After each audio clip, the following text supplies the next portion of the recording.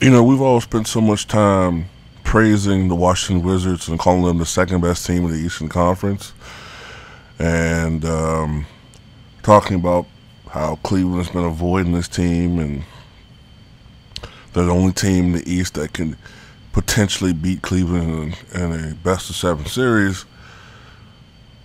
Well, somebody else forgot to tell Atlanta Hawks that because we got a ball game, we got a series.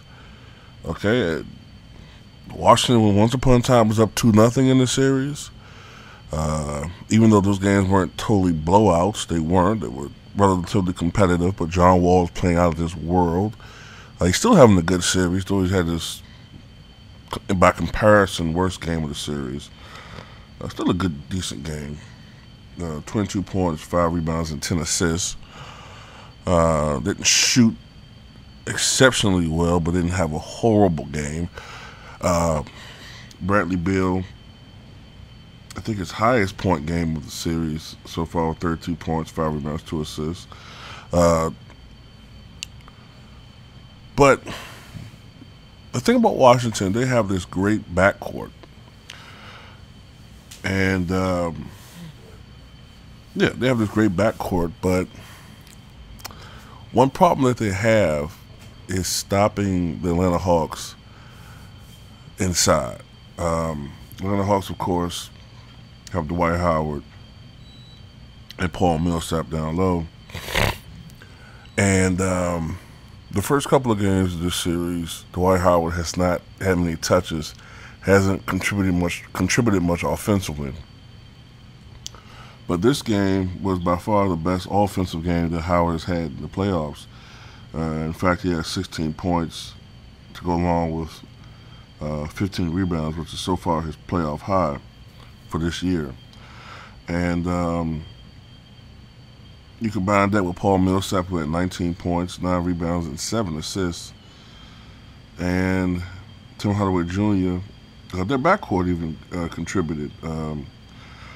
Tim Hardaway Jr. with 15 points, 2 rebounds, and 1 assist. And I think it's Dennis Schroeder with, for some reason I always used to want to say Danny Schroeder every time I saw him. I think it's Dennis Schroeder. Still haven't nailed everybody's names on these teams, man. I used to watch these guys and I'd be like, okay, that's dude with a little gold streak in his hair and shit, you know what I'm saying? I didn't really know this guy's name and shit. But Schroeder with 18 points, 3 rebounds.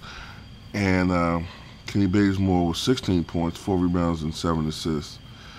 And Jose Calderon, the veteran, 10 points in this ball game.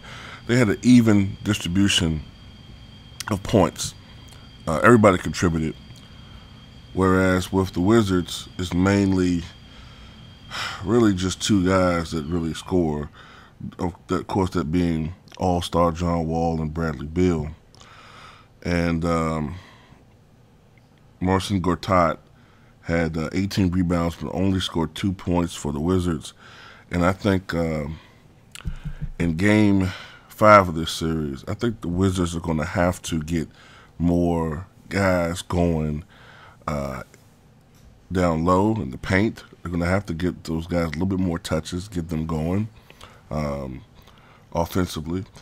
And they're going to have to get some more contributions from other guys, in my opinion. But of course, generally speaking, the scene shifts to Washington, and generally speaking, bench players and role players play better at home. So it's just a series, you know. I don't think Washington needs to panic. It's not like it's 2-2 and they're going to Atlanta. They're going back home. So they have to take care of business at home. The pressure's on them, of course, but I think odds favor the Washington Wizards in Game 5. Now, if they lose Game 5, then it's time to panic. But we have a series. And